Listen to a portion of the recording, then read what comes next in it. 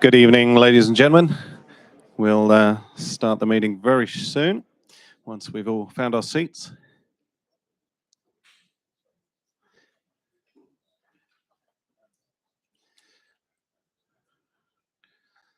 Time being 5:32.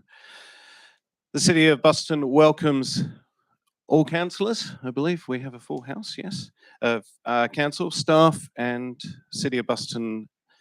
We are. Well, Councillor Richards is an apology at this point. It's very difficult to see up the side here. So, staff, City of Boston electors to the annual general meeting of the 29th of January 2024. On behalf of the City of Busselton and all present, I acknowledge the Wadandi and Bibbulmun people as the traditional custodians of this region and pay our respects to elders past, present and emerging. This meeting is being live streamed on the city's YouTube channel, and it's also being audio recorded for minute-taking purposes. Some quick housekeeping reminders: please put your phones on silent. And if you haven't already, please sign in at the door so that we know who is in attendance. Toilets to your right, and if in case of emergency, please move to the back and you'll be guided by, and Councillor Jodie Richards is now here. That's all right. Look, I'd like to take this opportunity to remind everyone gathered here tonight that the city's behavioural protocols will apply to the meeting, which are: respect must be shown to councillors, employees and other members of the public. Persons attending must not create any disturbance or interrupting or interfering in the proceedings, and that includes clapping and jeering, as we have seen in the past. And no person is to use any electronic, visual or recording device or instrument to record the proceedings. If I consider a member of the public has engaged in conduct contrary to this behavioural protocols, I may request that the person refrain from the inappropriate behaviour. Where a member of the public fails to comply with such, I may require the person to stop speaking or, where necessary, ask them to leave the meeting. But I'm sure this won't be necessary. In attendance, we have all councillors in attendance. We have the Acting Chief Executive Officer, Sarah Pearson, the Director of Economic and Business Development, Maxine Palmer, the Acting Director of Infrastructure and Environment, Daniel Abrahams, the Acting Director for Corporate Strategy and Performance, Paul Sheridan, the new Director of Community Planning, Gary Barber, and welcome to your first day. So I hope the questions aren't too tough on you. And yes, we're glad you're here. And finally, the Manager of Community Safety, Rachel Runco, who is up the end, who's been acting as the Director of Community Planning whilst we have had Gary not here. So the purpose of this meeting, in accordance with the Regulation 15 of the Local Government Administration Regulations, 1996, the matters to be discussed at a general electors meeting are: firstly, the contents of the annual general report and financial report for the previous financial year, and then we will move on to any other general business. I'll start at item 4, which is the item is to endorse the minutes from the previous annual general electors meeting, which was held on the 30th of January 2023. So I'm looking for a move for the motion that the minutes of the annual general meeting of the electors held 30th of January 2023 to be confirmed as true and a correct record. Do I have a mover, please? Mover from the audience? All right, we've got a mover. Sorry, if you could just state your name and suburb, please, Stuart. And the suburb? And oh, okay, that's fine. Okay, and a seconder, I think we had John McCullen. Sorry, yeah, thank you. Yeah. Seconder, John McCullen. Thank you very much. I put the motion to the room. All those in favour of receiving this?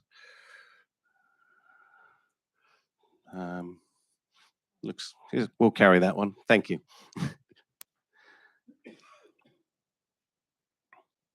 Okay, now we move on to the Mayor's presentation. So, as I said, the purpose of this meeting is to present the annual report for 22-23, and I'd like to run through some highlights of the past year. Should take no more than 10 minutes, I hope. I can't see what's behind me, can I? So on to the review, some of the key achievements for the 22-23 financial year, grouped by each key theme of our strategic community plan, which is firstly, leadership. The city again received an unqualified or clean financial audit result from the OAG. The city was also one of the first local governments to receive the audit results. The City of Busselton financials remain healthy and with a surplus end of year position for 22-23, achieved on the back of increased revenue from fees and charges, interest earnings, and some underspends in expenditure as a result of supply and labour market conditions. The surplus was primarily set aside into the new Infrastructure Development Reserve, enabling councils to consider the allocation of funds towards future infrastructure requirements. And the city reviewed and rationalised its cash reserve accounts through the year and continues to hold substantial cash-backed reserves, largely for future asset management needs. The city again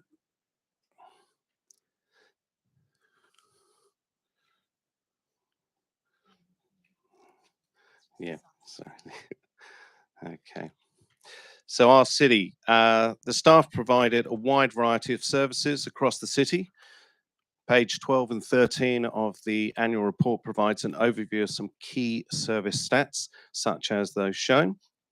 We have 38.2 or 38,000 square meters of ovals, over 1,300 kilometers of roads, and last year 49,000 or just over 49,000 tonnes of waste was processed. Development activity continues at a high levels with almost 1,000 development applications in the last financial year and 1,568 building applications. This follows consistently high levels of demand in the previous years. So it looks like, Gary, you're going to be busy. Implementation of projects funded through the pilot of You Choose community grants program was completed, providing a great success or proving. The program will run every 2 years and is currently open for voting right now on the website. The city adopted its first ICT strategy, which will bring focus on customer-centric service delivery to the city's IT systems. And in the environmental space, the city constructed a new line cell at Dunsborough waste facility, which is estimated to provide us up to another 4 years of landfill capacity. On the Lower Bass River, the city has also continued with sediment removal to improve the health of the Lower Bass River, with stage 1 and 2 now completed. The Meelup Regional Park Management Plan was reviewed in conjunction with the Meelup Committee, and further future consultation is also planned with the Carrick Corporation. Coastal management continues to be a key focus. Dune resilience works have commenced with the award of an environmental survey to develop a coastal vegetation map of the dunes along Geograph Bay. This will allow us to better understand resilience to storm surges and plan mitigation works.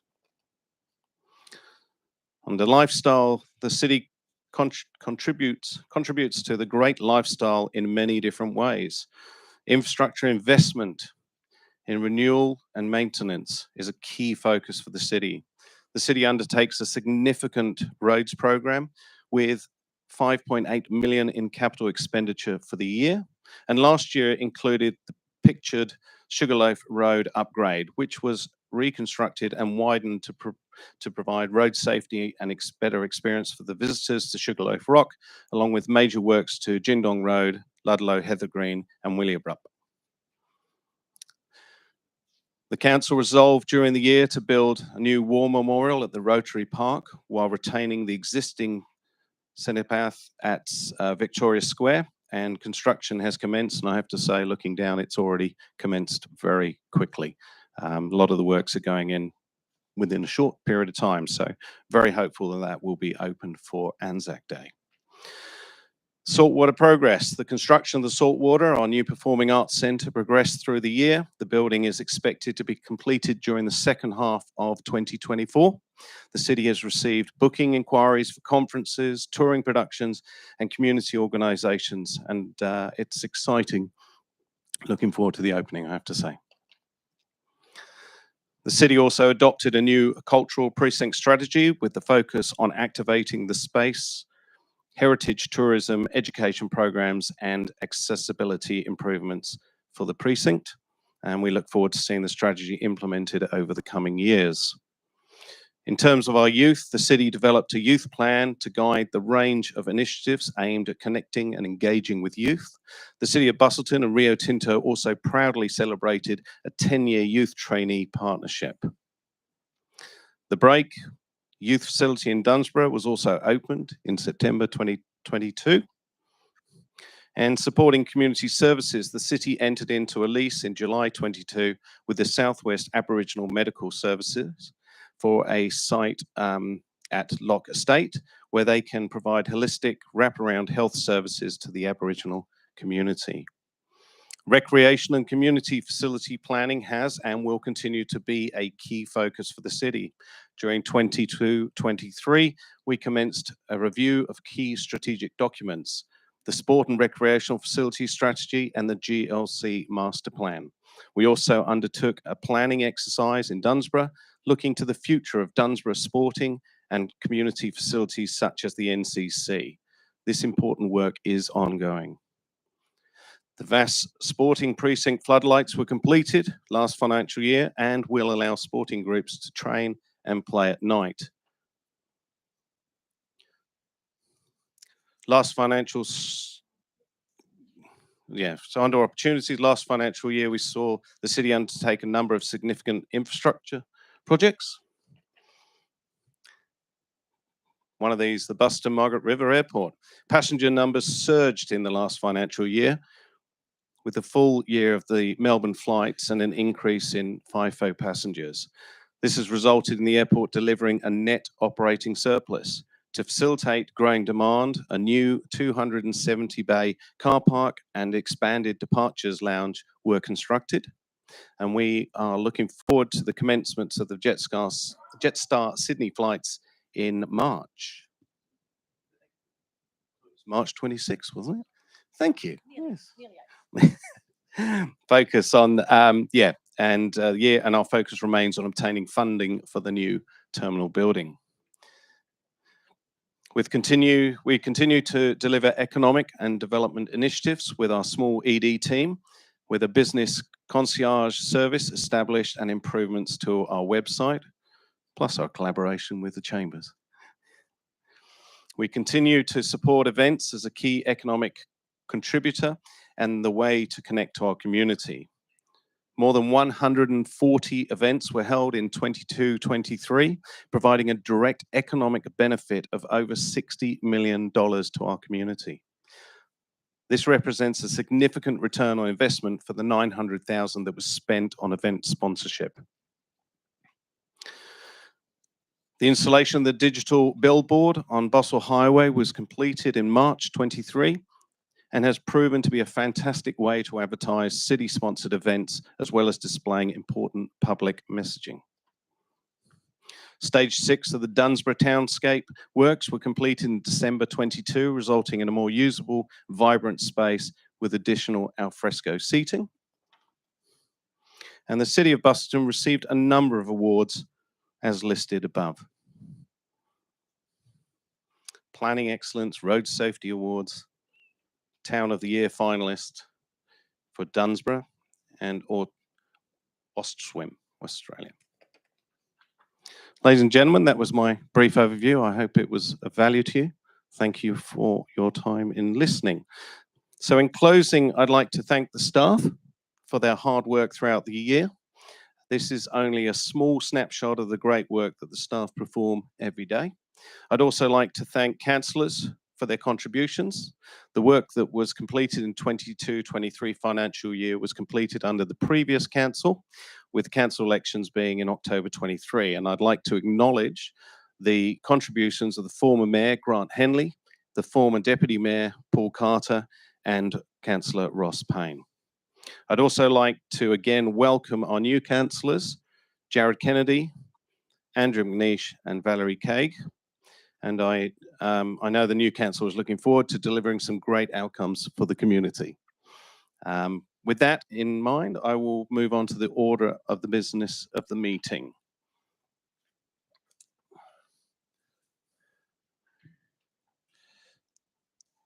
Having heard those achievements, we now move on to the next item on the agenda, which is the receipt of the 22-23 annual report, including the 2022-2023 financial report.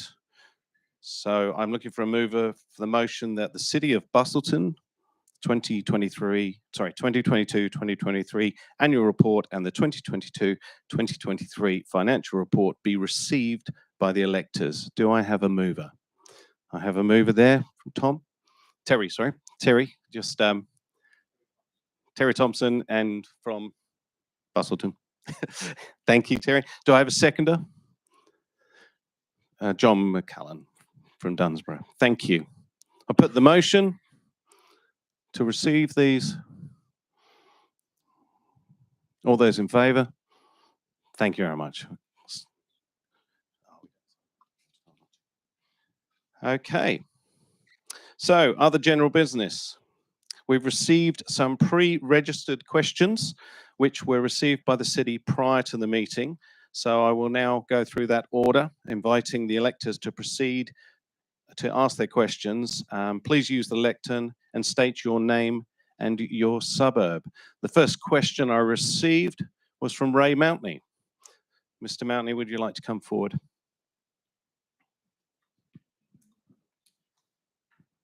Thank you, Mayor.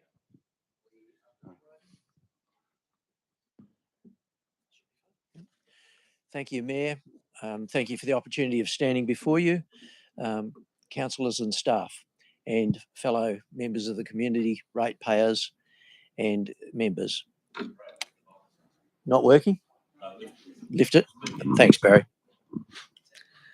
My question was in two parts and they relate to the same thing. The first was to try and get a determination about the full landed cost of the Performing Arts Theatre on completion.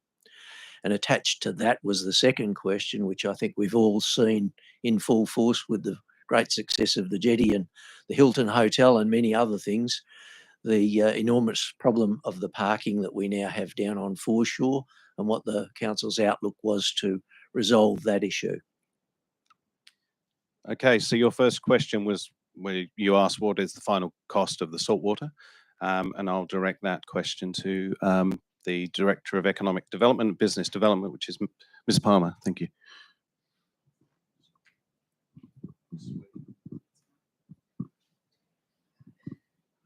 Thank you. I think most people are aware that the total project budget is 44.5 million for saltwater construction, and that contains a contingency of 3 million within that amount. It's hard to say at this point in time what the total budget will end up being, but I can say that the project is tracking for this financial year on track with the budget. And I'm sure you're all aware with the complexity of these big construction projects, particularly in the climate that we've experienced over the last couple of years. We've seen projects like the Hilton Hotel and other major constructions like Busselton Central overrunning on time, and obviously that leads to costs, and saltwater is no different to that. And we are now anticipating opening in later 2024 than what we first thought when we planned the project. So we're currently reviewing the contingency budget and formulating a budget for council's consideration for next financial year to complete the project. And as an extension to that, if I may ask, is there issues attached to the building of that that are likely to have a serious impact on the costing, compliance issues in respect of hydraulics or fire rating or any of those sorts of things that you're aware of? No, and I mean, that's what contingency budgets are for. So we are eating into our contingency, but we still have remaining contingency there. And probably if things were to come up of that nature, they would have come up before now, because we're over halfway through the project. So ratepayers and members have an assurance from council that the budget set and the contingency will be the cap at this point in time? There's been no other agreement from council, but would you like to respond? Yep.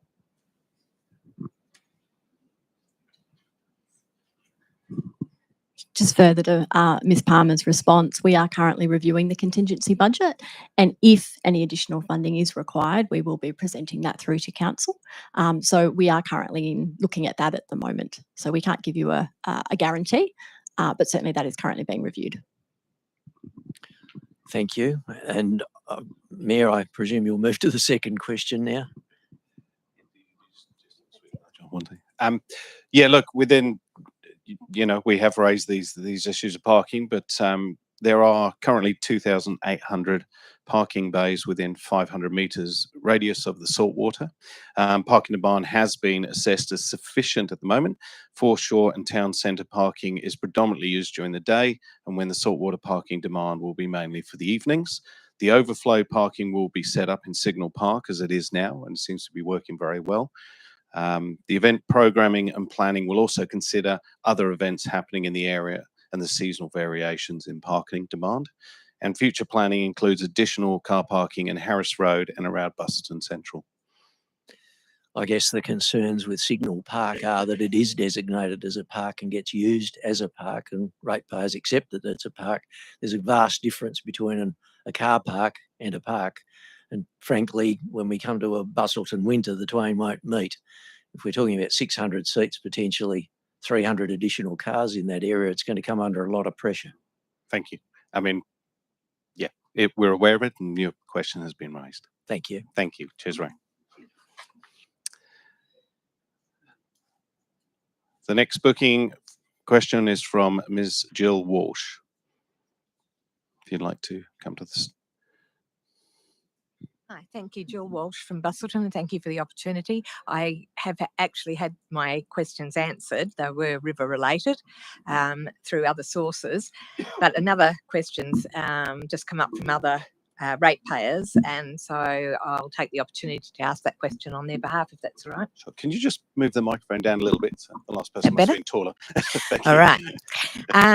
So on behalf of Ms. Jill Erridge and her partner Bruce, Vernon Bussell, Jonathan Leach, there were two others, no, their names escape me, but anyway, it's related to the streaming of the council meeting videos. When you start the videos on YouTube, sometimes there's up to a half an hour of looking at a screen like that up there. And so a lot of people have been thinking that the meeting's not going to start. It's just a blank sort of screen all the way through. So if it's possible to just switch the streaming on a couple of minutes before meetings rather than like half an hour, or they're struggling with the technology as elderly people, and, you know, to have to fast forward it and mess about, it's really quite difficult for them. On a personal front, I've watched a number of council meetings from other councils, and I've met the same thing. Same Sometimes problem. sometimes we Can have it a be half an hour, resolved and you've at got to all? keep fast forwarding. I don't know what the issue is, but I'm sure we can address that. We may be able to add a banner. We may even be able to add a banner that says, you know, this meeting is scheduled to start at, so that people are aware that it is going to Yeah, start. that But be we'll look into solutions and see Thank if you we so can come up much. with something. Thank you. Thank you for your question, Jill. Appreciate that. Next booking is from Mr. Robert Mildwaters. If you'd like to come up, please. Yeah. Rob Thank you. Mildwaters from Busselton. Yeah. At the lead on for the completion of the 2023, you said stage 1 and stage 2 of Vass River cleaning was done. Sediment removal was complete. How can it be complete when there's 65% of the sediment still on the bottom? I'll direct that to, and phones, please, gentlemen, ladies and gentlemen. Acting Director of Infrastructure and Environment, I think Daniel Abraham, would you like to?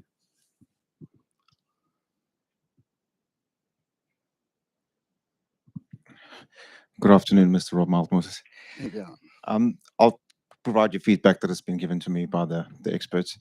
So basically what I've been given is that, just for your information, stage 3 of the works will commence May through to June this year.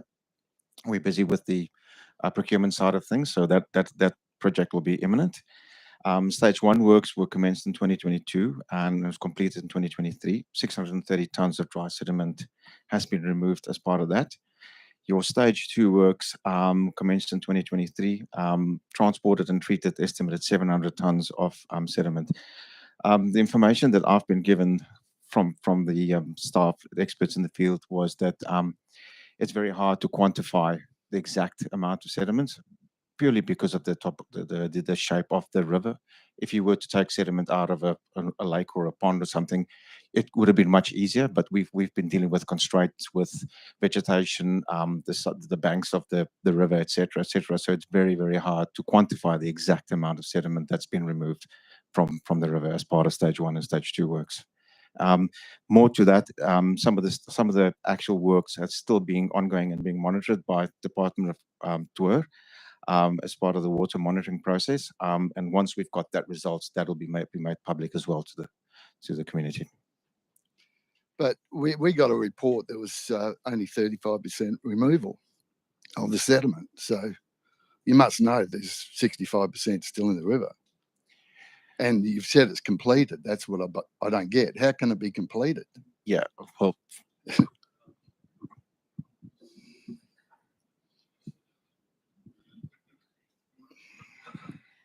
This is something that we have had some discussion with officers about, and it's been made clear to officers and also to the council in the May report last year that the intent was never to remove all sediment from the river, given, as Daniel referred to, the challenging environment they're working within. That was never going to be possible to remove But all sediment. That's a fail. Yeah, surely. I think really the important thing that we need to be looking at is the measure of success being the water quality monitoring data.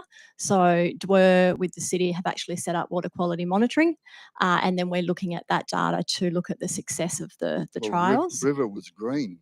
Yeah. It is green. Look, appreciate that this If is we had not hot a quick. days, it would be stinking. Yeah, yeah. So Look, I'd say it's a complete fail. I wouldn't Yeah. say it's any success and it's completed. yeah. Look, council will assess the results of the sediment removal after stage 3. So council have resolved to progress to stage 3, and then at that point assess the Is stage effectiveness. 3 going to be done the same way with the same dredge? The RFT will be released shortly, and so we are looking at obviously Because suppliers surely to you wouldn't use provide. that because it's failed already. Yeah. I think we are going back out to the market to see whether there are other options for. I mean, really, we've spent over $1 million, probably over $1.5 million. Foslock's been tried back in 2002 or something. Yeah.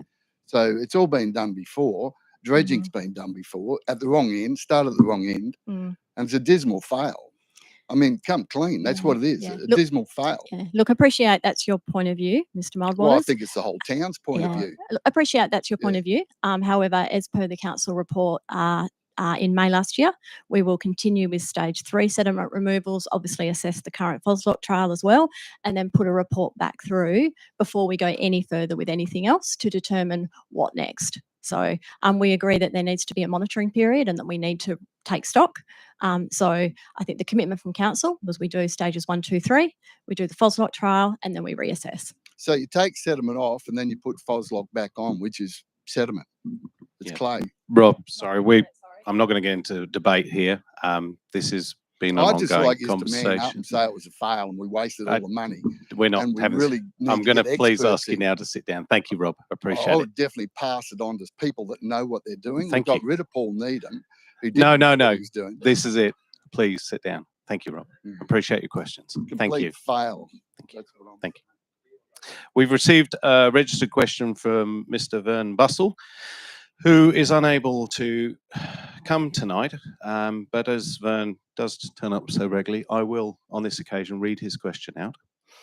Why is there still no sign of our famous historic postbox returning to its rightful position, denoting the location of the Bustleton's first official post office on the corner of Queen and Adelaide Streets in Bustleton Heritage Precinct?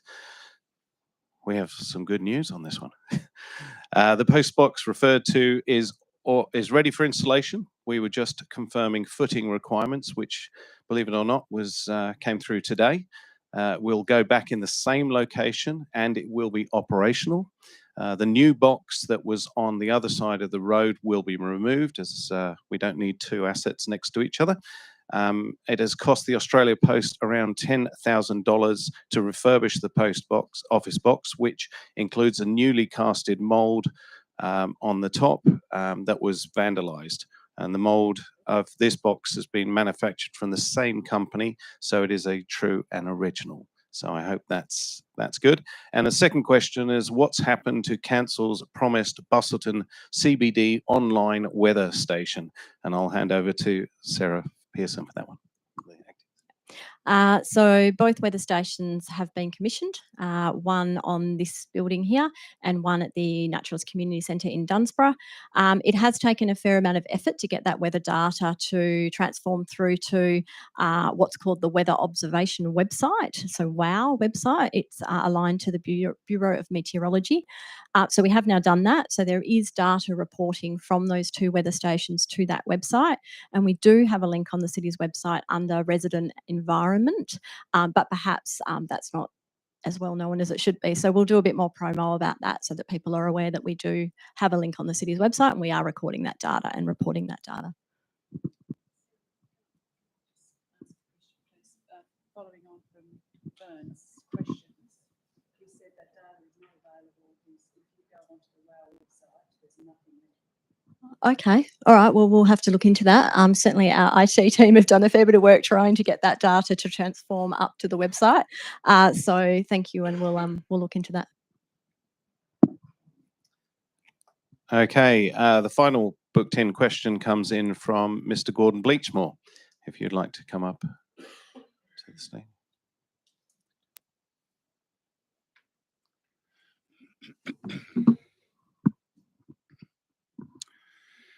Thank you, Mr. Mayor, councillors, staff. I've got a series of questions that relate mostly to the Performing Arts Centre. Now, I know similar or almost similar questions have been asked, but perhaps not quite in the same way. So if you'll allow me to go back to my original wording. So the first question is, what process is in place to determine the completion or end date of the Performing Arts Centre? We'll go through each one individually. Yes. So we're currently working with Broad, the contractor, to review and determine and monitor the program of completion. So we're working collaboratively with Broad in relation to that. And at this stage, as I said, we're tracking towards the second half of 2024. Okay, so my second question was, has that been agreed with Broad Construction? So you've virtually answered that insofar as you're telling me that you're working with Broad. Yeah, we haven't agreed a new practical completion date, but we are working collaboratively with Broad around the program of works. Okay, so I've got a few questions around the expected completion date. Obviously, the time has gone forward quite considerably to when the contract was first let.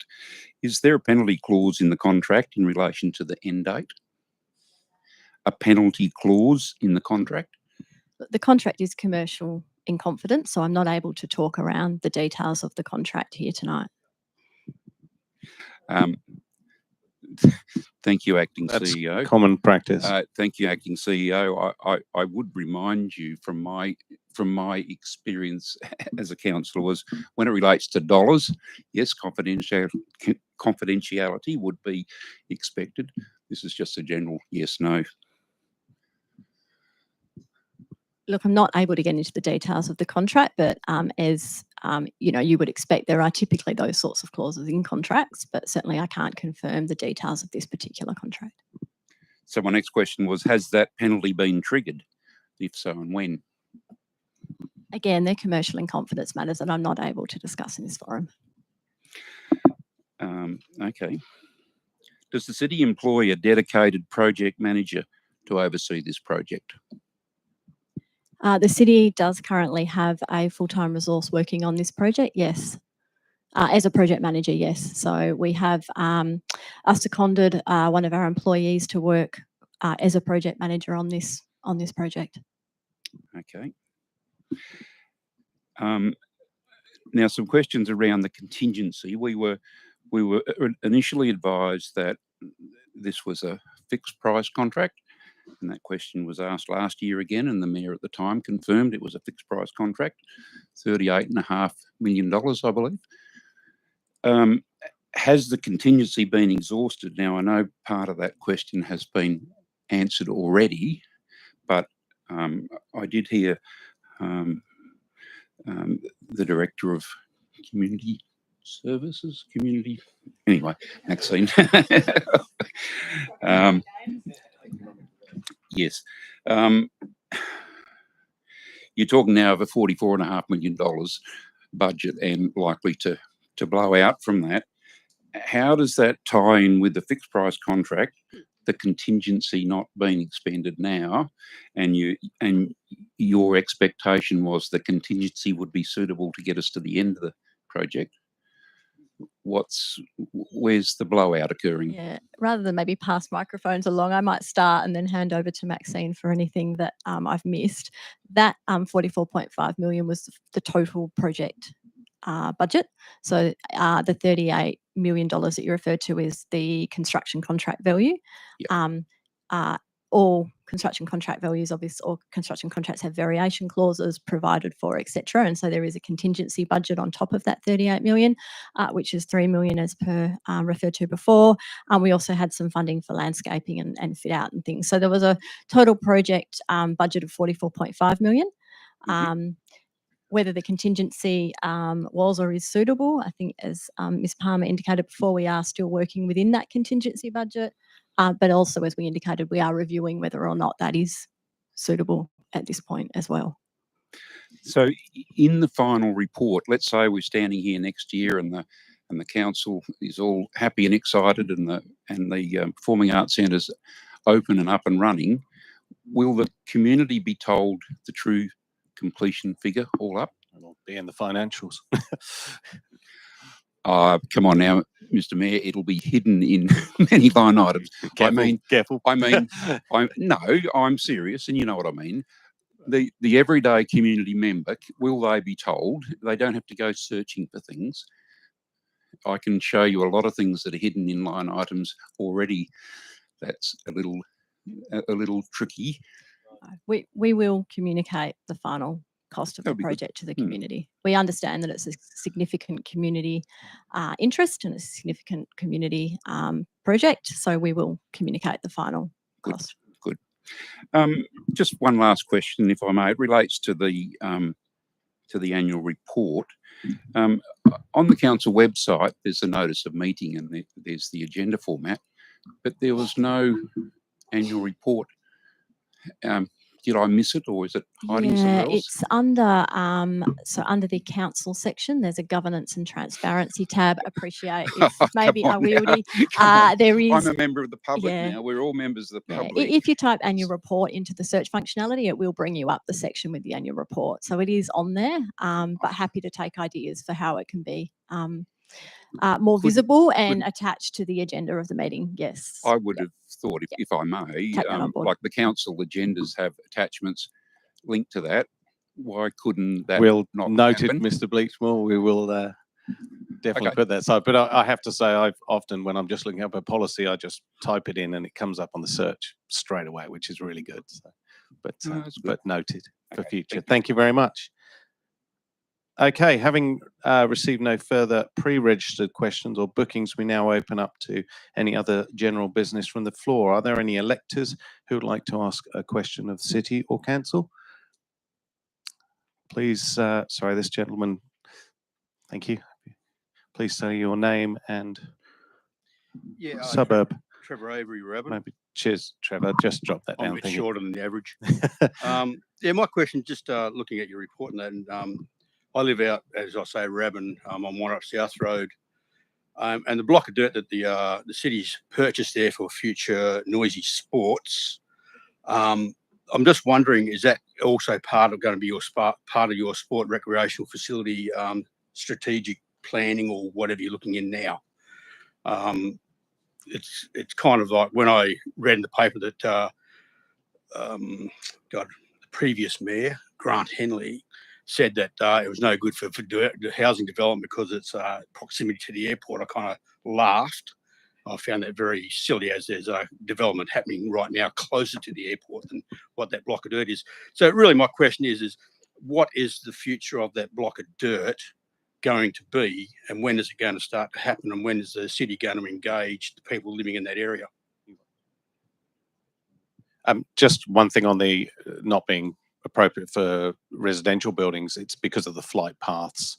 So even though it's close, Planes it's go all straight over the top of my house now, so it doesn't matter. but it's more. Yeah, and they go straight over the top of Providence, over Tall Water, Crescent. So the flight path, I think, is immaterial. So there are, we do have a contract of sale in place or to procure that land. There's some lease back arrangements under that land, Yeah, so I it will understand be all that. some time. But we have started looking at planning for that piece of land and potentially looking at some noisy sport What are uses. noisy sports? Or When are more, we going to let? When are you going to let the people know, the ratepayers know, and the look, people living out there, what is a noisy sport? Yeah, I mean, is soccer a noisy sport, or is motor racing a noisy sport? It's more to do with either shooting and Trots. motor. The words escaped me. Motocross, that style of. So moving Jindong motocross track into there. Oh, look, where it's very, very, very, very early stages. So none of that So detail we've got a block of is dirt. We don't really know what we're going to do with it at been this stage. discussed. Sorry? We've got a block of dirt that the city's bought for X amount of dollars, and I can only assume be millions of dollars in there. And you don't really know what you're going to do with it yet, and when. At the end of the day, the council elected to buy this as a long-term strategic, plan. We often run out of dirt, so it's good to have some banked up, and this will allow us to get some of the larger events. How many? 450 acres is it, or something? No, it's more than that. Oh, it's a fair size. No, so I know how big so it it's is. just it's future planning. It's all blocked in future planning. And should we, should future councils decide not to use it, I'm sure they would make, the investment would be worthwhile. Yeah. So I'm just hoping that when you do consider what noisy sports you're going to put out there, that it will go to consultation without consultated and full also consultation.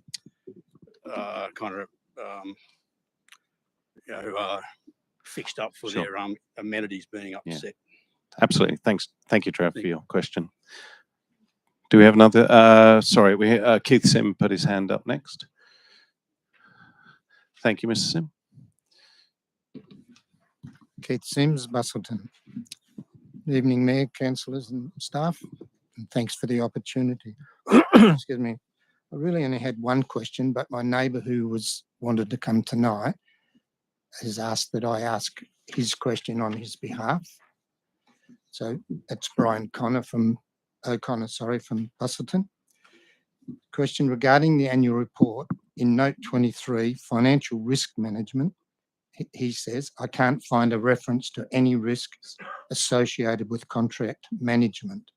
If this is correct, could you please confirm if any existing contracts are deemed to have a risk higher than low?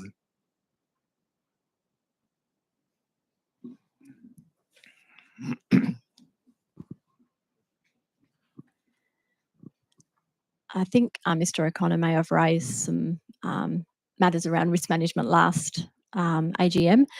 We are, I guess, in a fairly basic sort of maturity level for our risk management at the moment, and it's something that we are currently looking at. So we do have a number of risks currently captured in our corporate risk register. It's about 102 risks captured in our corporate risk register. I'm not aware of any contract risks above a low level rating captured in that register at the moment. As I said, though, we are currently reviewing our whole approach to risk management and how we can, I guess, further that. At the moment, it's pretty basic. Okay. The second part of it is, please also confirm what progress has been made in developing a contract management framework as recommended by the auditors to the Audit and Risk Committee during 2023? So that's part of that work that we're doing. We do currently have a risk management framework. So we have a risk management framework at the moment. And then we're currently looking at what we need to add to that to manage project risk, contract risk, strategic risk, and then how we work with the Audit and Risk Committee. So the Audit and Risk Committee has a proposed new terms of reference currently before Council. And then we need to look at resourcing so that we can improve those risk management activities. Okay. Thank you on his behalf. I'll just make a comment when you said about he'd made comments before to yourselves. He also was very complimentary once your audit figure from the state government. So he did compliment you as well. Yes, no, and it was more to point out that we did miss putting something in the annual report that he had requested around risk management. Okay. So that's our fault. Thank you. So now, Thank you, with Keith. my question. Yep. This is regarding the Hilton Garden car park. The Hilton has erected signs saying the car park is for guest parking only. At Special Council meeting 27th of February 20, item 3.1, the then CEO, Mr. Archer, stated part of the car park is for public use and part is for licensed area for their use. Item 3.2, the then Mayor Henley stated $350,000 for the whole car park, but not all of that car park would be licensed to the hotel development. Then at Council meeting 12th of August 2020, excuse me, 2020, item 7.4, the former CEO, Mr. Archer, said that other people are paying cash up front. No, he didn't say this, but it is the Goose and Equinox. They, Hilton have elected to pay us over 60 years, but they don't get exclusive use of that car park. Then he said, that is correct. Only the Hilton has exclusive use of its part of the car park. So both the previous mayor and CEO have acknowledged that the Hilton does not have exclusive use of the car park. So the question is, what steps have been taken by the city in advising the Hilton that they do not have exclusive use and that community also has access to that car park?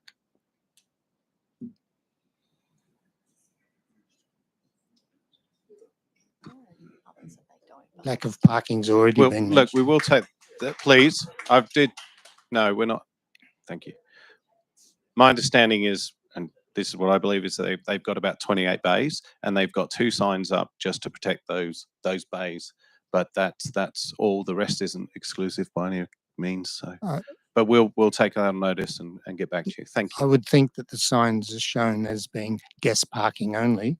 The one on closest to the Equinox side is right near the gate. The other one's in a little bit further, but they are there saying exclusive use. So my other question to all that is, will the rangers be policing the car park, the city rangers? Because if I go and park there and the Hilton believe it's their parking spot, they're not going to want me to be there. So what are they going to do about it? Will the city rangers? There's been no request that I'm aware of from the No, Hilton, but in the future, will they be asked to? Sorry, Mr. Sims, I will have to take that on notice. That's okay. I believe you are correct in that it's designed to be some exclusive use and some not, but I'll need to take that on notice in terms of the current signage and also Rangers' role. Yeah, no worries. Thank you. And I did quote from actual minutes. So thank you, Ms. Sim. Sorry, Rob. Who's next? Thank you very much. Young man, I appreciate it. I've got to ask something that I've been asking for 21 years, and I'll do it again just to get it through. State your name in the... Rob Griffiths, printer. Sorry, just for the... And we're recording this. I live at Wannerup, technically Wannerup. And the first question I'll have, because I'll put it on one more time, we've spoken about this vast river for yonks. Where the water comes down by the golf club, there's a drain there that picks up with the water coming down the drain. I've said, let us put a bung across the estuary or across the drain, certain height, open the floodgates, and as the water comes in, let it come flowing through town and wash that place clean. When it is going over the thing, you just shut the gate. Simple as that. That moves clean water through dirty water. That's my thought. That's Thank number you. one. What's your question? Could council have another look at that, at just how easy it is to do, or following that? We will take that on notice, Rob. All right. Or following that, the other one is to incorporate and bring into the area salt water coming through the drain up by the high school and pumped into the water down here. So we're bringing in seawater and it goes around in a circle. Could council look at that? That is another way. We'll take that on notice as well. Thank you very, very much. And another little point I'll make is out there, as we all know, a lot of us know, there was an airport in Busselton, an Air Force airport, and they had out on the drain, they had some special markings for bomb practice. Now, one of the ratepayers meetings I came to, I said, would someone get the council out there to remove the last one that's left, maintain it so it can be historically placed in Busselton so everyone knows what it is. I think it's still there. All right. That was the two things that I had in mind. And the third one, Port Geograph, where it comes around and it comes up to the main road, as we all know, as you come in, you can see it.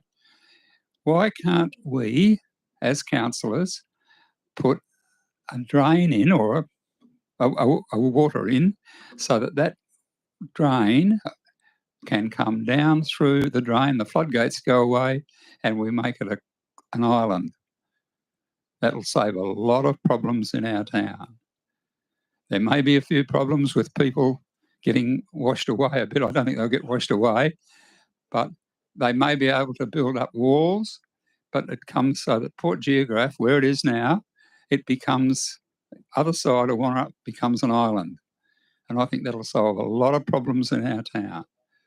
Build a moat around. Yes, technically speaking. And the other one I'll have, where everyone's talking about parking over the beachfront, and it's going to get worse, we all know that. Near the old police station, opposite the new centre, there's a government office there that just sits there and might get 10 people a day. Why don't we ask that to be moved out to about where the ambulance is and use it as a car park? About time the government moved something like that out of the town centre. Do you mean opposite the Wells? Yes. Yes, yeah, that's Yeah. the DP. All right, DBCA or something. Yeah, so Yeah. we are occasionally talking to them. Yeah, it's something worth looking at because it's just a set of old buildings there.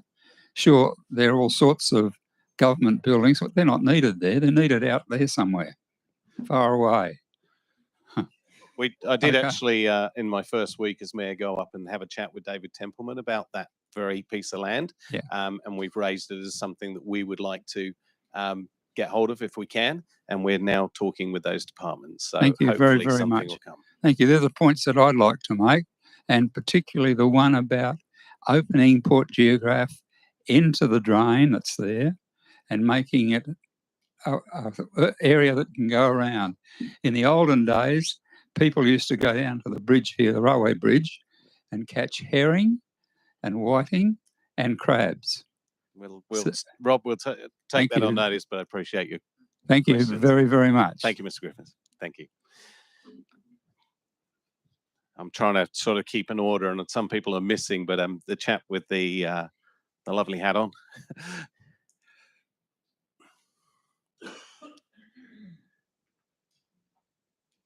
Thank you, Councillor. It's lovely to see you all. A friend of mine who's got a property was I will ask your name and suburb. Michael Stewart. Thank you. A friend of mine who had a property was planning on putting a granny flat on his property, right on the edge of the property, on the fence line of his neighbours, and they said that wasn't appropriate. Is that true? You cannot put property right on the fence line of your neighbours if it's above a certain height? I think we'll hand over to our new planning director.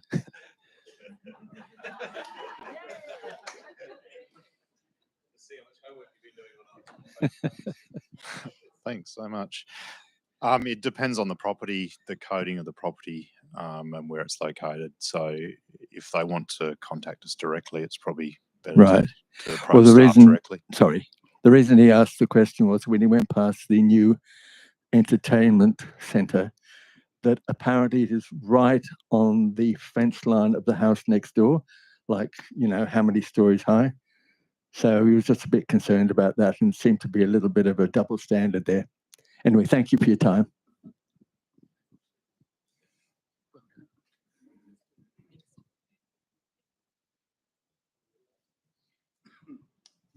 Thank you, Michael, for your question. Do we have any other questions?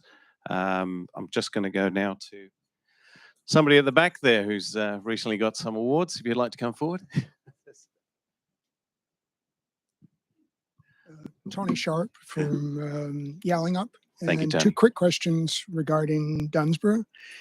One is, does the city have any feedback from the planning minister regarding the Amendment 52? Speculation was it was going to be decided by the end of the year, and we haven't heard anything. I'll ask Rachel to correct me if I'm wrong, but my understanding is that it's we don't yet have anything, but that it is imminent, I believe. Yeah, I'm sorry? Amendment 52 on the precinct structure plan. It's with the minister, and we believe it should be out soon, but not yet. Right. Are we expecting the amendment to come out prior to the PSP agreement approval, or are they both coming out at the same time? Or? They're together. Yeah. Yep. Okay. Thank you. And second question is, as you may know, parking in Dunsborough has been tricky over the holiday season, and we're waiting for the Woolworths to open with its large car park. But there seems to be no work being done on the main roads section of Caves Road, which is a key part of that development. Is there any delay in that, and will that cause a delay in opening of Woolworths? Or will Woolworths open prior to that road being put in?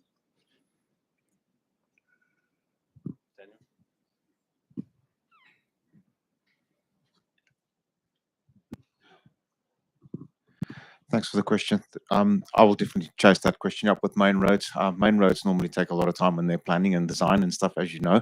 But definitely that'll be chased up from my side just to check where we're at in terms of the delivery of that section of the road. Right.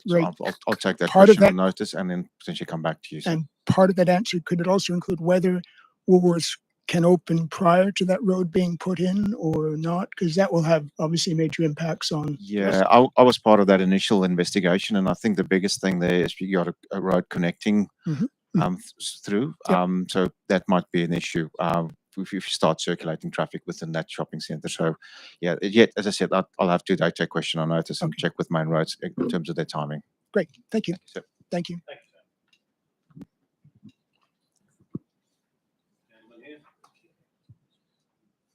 Don? Don Eville. As this is the most important meeting of the year for council, why is it the chief executive officer, no disrespect to the lady that's filling in that position, but why isn't he here to present it? The CEO is currently on personal leave, and he has every right to do that, and he's accrued the time to do that. So that's all I'll Was say that on approved that. by council? Doesn't need to be approved by council. It doesn't. It's a process. So he has the right to do that. So, and it's agreed. I'm not talking any further on that. Thank you. Second question, the parking spaces available in the city precinct, do you include the Esplanade Hotel in that?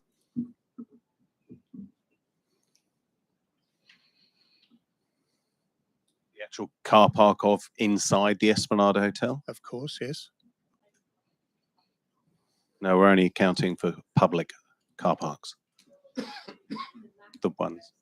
Yeah. Beg So pardon? there's a map on the website which states all the public car parks, and those numbers, the 2,800 relate to that. Thank you.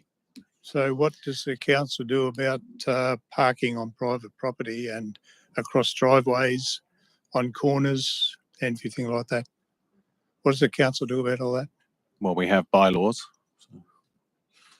You have bylaws. Well, why weren't they enforced during the recent Ironman event?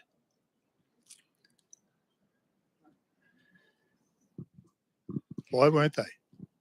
Look, the city monitors parking through its parking officers and it's as part of its rangers team. The city obviously can't be everywhere and can't, monitor all parking all of the time, but it does what it can through its parking officers. I'm not aware of there being any complaints, but I might hand over to Beg your Rachel pardon, in no case there were. complaints.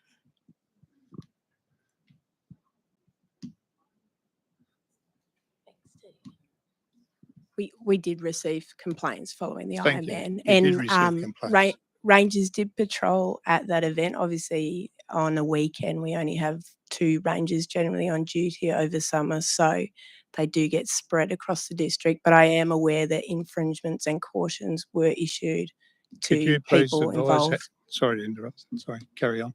Oh, no, I'd finished. Can you please advise how many infringement notices were On that day, on that day? I'd have to take that one on notice. Could you please? Yep. Because if you go down to the council workshop, which is diagonally opposite the skate park, you have a permanent skip bin taking up an entire parking bay, and it's been there for months. Parking's at a premium around here, and the council workers down there refuse to remove it. It should be in their own property. Why does it have to be taking up public parking? I think you should. Thank you very much.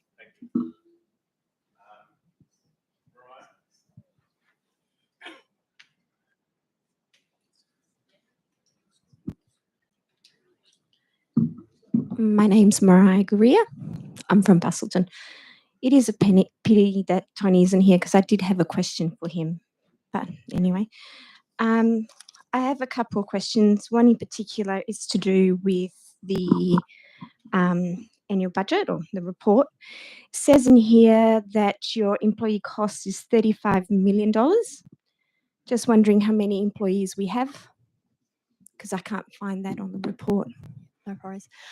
So we currently have about 360 full-time and part-time employees thereabouts, and dependent on the number of casuals that we employ each fortnight, that can go up to around 500. So it's probably 350, sorry, up to around 500. That employee cost figure is inclusive not only of direct salaries and wages, but also all of the ancillary costs that make up employment matters. So recruitment costs, training costs, uniform costs, all those sorts of things as well. It doesn't say in here whether or not you use any consultants. Yes, we do use a variety of consultants for a variety of And where would that be matters. in the budget? So that would be under your materials and contracts. Okay, and can we have an actual amount for that? Oh, look, I'd need to take that on notice. I'm not sure unless our current director of finance has any. Yeah, we'd have to take that on notice. That would be lovely. The only reason I ask is because I have been having lots of issues with extractive industry next door, and I keep getting told that we don't have enough staff. So $35 million is what, a third of our budget? It seems to be a lot of money. So one would think we could fix my problem. Now, in regards to my other questions, which is to do with extractive industry, this is the question that I had for the CEO, but maybe perhaps our new planning director could answer it. Can you tell me the difference between an extractive license and a mining license? Okay, maybe you could answer that because we do have 26 extractive licenses in the city. Now, the one next door to me has operated on Good Friday, Saturday, before operational hours on 7 a.m. in the last few days. Can't get anyone to do anything about that. They're currently, I believe, operating outside of the extraction area. I have provided the city a satellite image of this. Can't get the city to do anything about that. They are operating more than the 2 hectares they're supposed to operate at a time, and they're supposed to be rehabilitating and then do the next 2 hectares. Can't get the city to do anything about that. What else are they doing wrong? Operating during school bus times. Can't get the city to do anything about that. Right. We are Yes. asking questions, and we Hold are on, aware. I haven't gotten to that yet. Oh. This is your extractive industry policy document, and it says in here that if they continue to break several different rules, you can remove the extractive licenses. So when will the city do something about it? Because you don't seem to have enough staff to do anything about Lewin Civil, but John Forrest is getting sued. BCP has been Mariah, sued. So as acting CEO, I'll take on board those questions. In fairness to Gary, he has just started okay, today. no worries. That would be really lovely. Someone could actually answer my questions because I keep asking them and no one can seem to do anything about them. Yeah. Thank So- you. Okay. Do you, I've asked, please. Michael, got another question?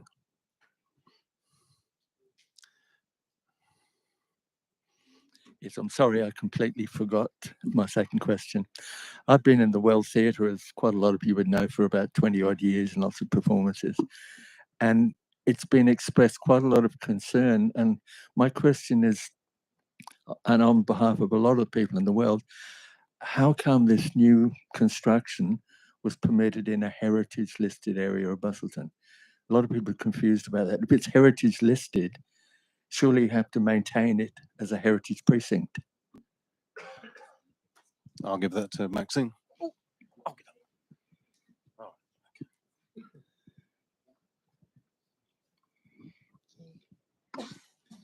Thanks. It's a question that often gets asked, and there was a lengthy planning process with the Heritage Council of WA in which they informed the design of the building and had to give approval for the building to be constructed.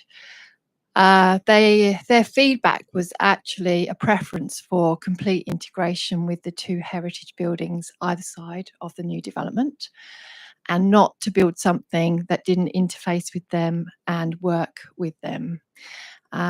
We've also consulted for a number of years now with the Busselton Repertory Club, the lessees, the tenants of the World Theatre, and they have also been fully involved in the design as well. The answer sounds a little bit vague to me because the actual look of the thing is nowhere near appropriate in that environment. And the other question was, is the construction company going to be held liable for any damage that was done to the World Theatre? Now, I don't know for a fact, but I have heard on good authority that there has been some structural damage to the World Theatre itself. So will the company be paying for that or giving compensation? Yeah, there was some structural damage caused by settling of when the footings were removed for the integration works, and that remediation work was fully paid for by the construction company. And in fact, the building has been totally improved as part of this process with new structural beams included in the building and a complete rewiring of the facility as well. Anyway, thank you very much for your answers.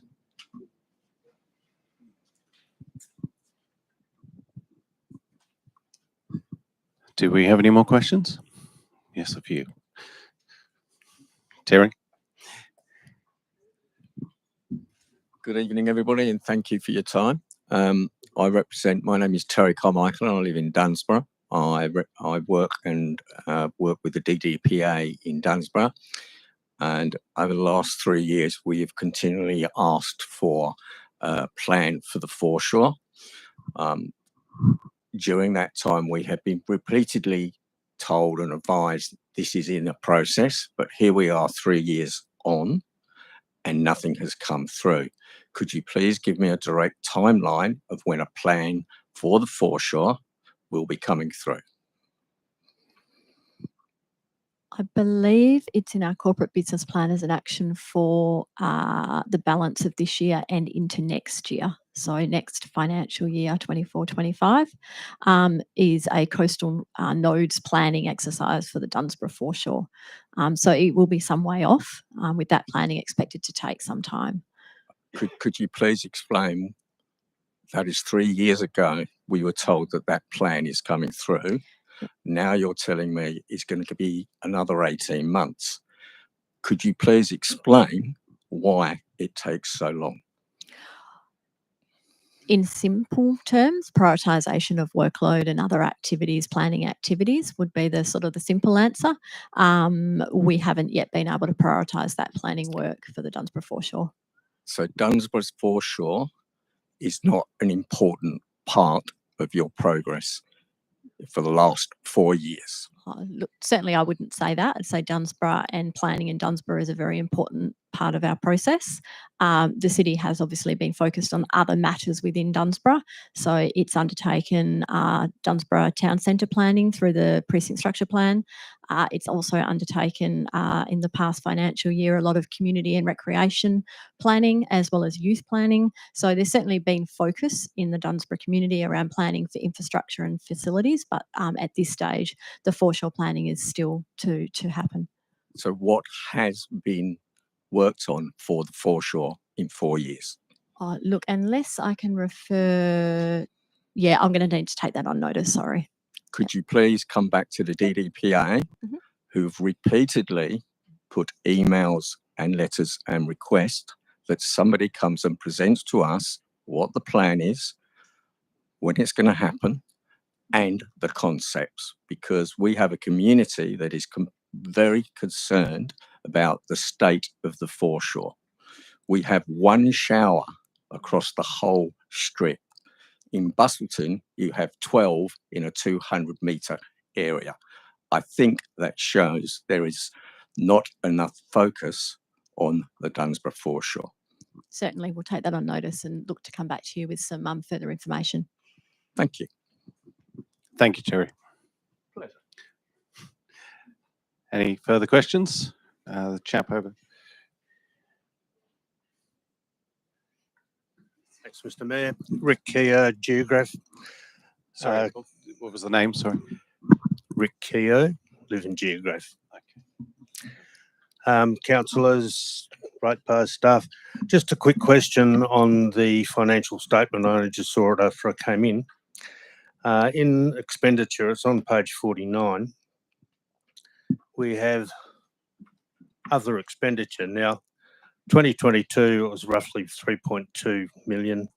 Budgeted in 2023 was 5.5. It's an increase of 40% roughly.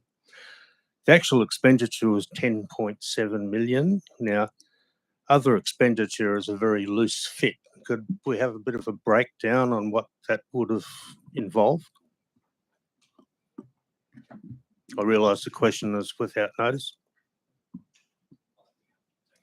Okay, we'll take that one on notice and get the details to you. Okay, thank you. Thanks, Rick. Jill Walsh. Yep, just one quick question. There's been a lot of questions put on notice tonight.